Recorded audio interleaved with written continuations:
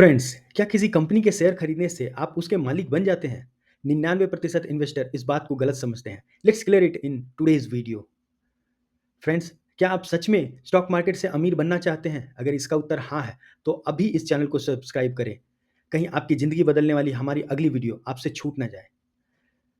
Let's start our new video stock market में कैसे बने कंपनी के मालिक पार्ट 2।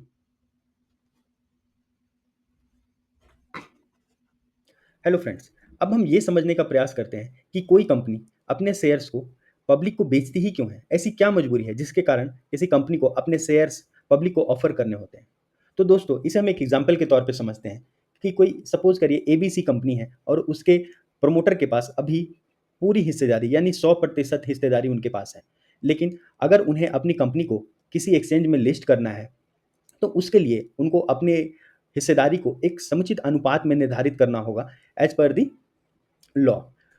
ये हिस्सेदारी 75 और 25% की होती है, यानी उन्हें अपनी कुल हिस्सेदारी 100% से घटाकर 75% और पब्लिक की हिस्सेदारी जो पहले 0% थी उसको बढ़ाकर 25% करनी होगी।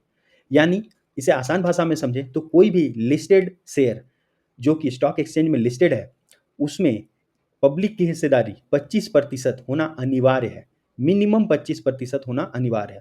और दूसरे शब्दों में जो प्रमोटर की हिस्सेदारी है, वो मैक्सिमम 75% हो सकती है। ये अनुपात बनाने के लिए कंपनी को 3 साल का वक़्त दिया जाता है। मतलब विदिन 3 ईयर कंपनी को अपनी हिस्सेदारी 100% से 75% में लाना है और पब्लिक की जो हिस्सेदारी है उसको मिनिमम 25% तक पहुँचाना है।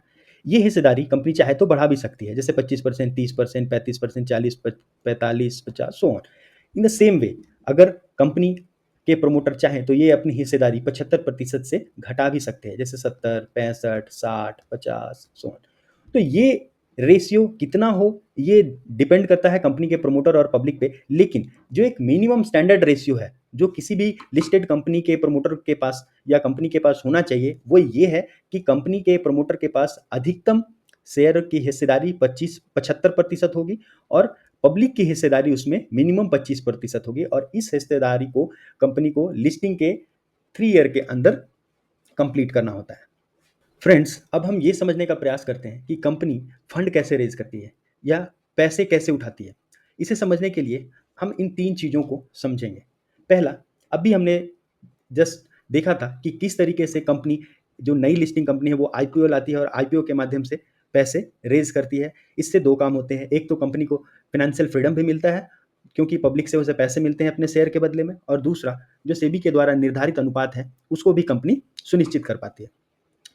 दोस्तों, दूसरा तरीका होता है कंपनी के पैसे रेज़ करने का using profit from the past year. Company suppose 5 साल से चल रही है, तो हर साल दर साल कंपनी कुछ ना कुछ प्रॉफिट जनरेट करती है। सपोज़ 5 साल से कंपनी चल रही है और हर साल उसे 100 करोड़ रुपए का प्रॉफिट होता है। तो वो 5 साल में 500 करोड़ रुपए प्रॉफिट हो गए। सपोज़ करिए एक्सपेंडिचर और अदर चीज़ों के बाद उसके पास 300 करोड़ रुपए रिज़र्व में पड़े हुए हैं।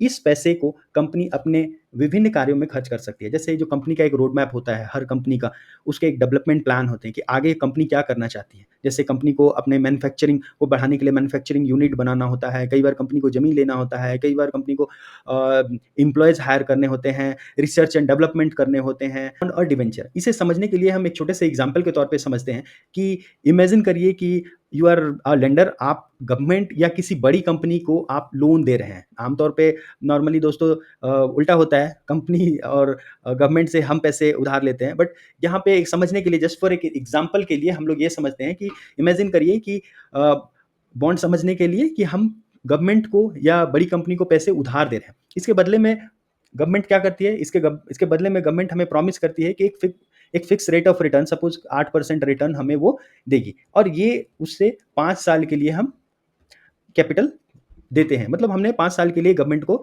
अपने पैसे दे दिए और गवर्नमेंट ने इसके बदले कहा कि हम आपको 8% रेट ऑफ रिटर्न के साथ आपका जो कैपिटल है वो भी हम रिटर्न कर देंगे।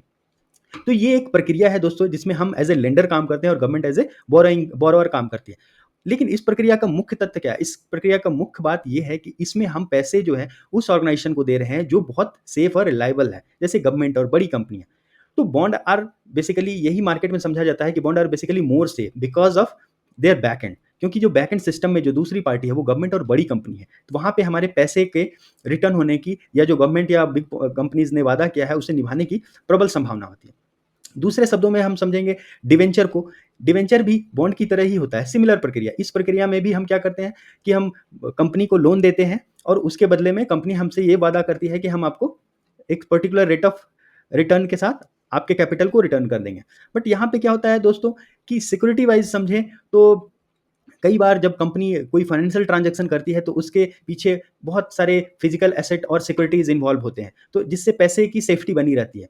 एक आसान तरीके से या आसान एग्जांपल से समझे दोस्तों, जैसे हम सपोज गोल्ड लोन लेने जाते हैं तो क्या होता है उसके बदले में हम गोल्ड देते हैं और कंपनी इसके बदले में हमें पैसे देती है। यहाँ पैसे के डूबने का या पैसे का लॉस होने का रिस्क बहुत कम होता है कंपनी के पास। क्यों? क्योंकि हमारी एक फिजिकल एंटिटी उनके पास है। किसी भी रीजन से अगर हम पैसे नहीं उनको रिटर्न कर पाए, उनके पास एक ऑप्शन होता है, जो हमारी गोल्ड हमने कंपनी को दी है, उसको वो बेच सकते हैं और उससे अपने पैसे रिकवर कर सकते हैं। In the same way debenture में ये सिक्योरिटी पॉइंट ऑफ व्यू से थोड़ा कम होता है, जिसके कारण debenture as compare to bond risky होता है। हेलो फ्रेंड्स, अगर आज आपने इस चैनल के माध्यम से कुछ नया सीखा तो kindly subscribe the channel so you never miss my next video.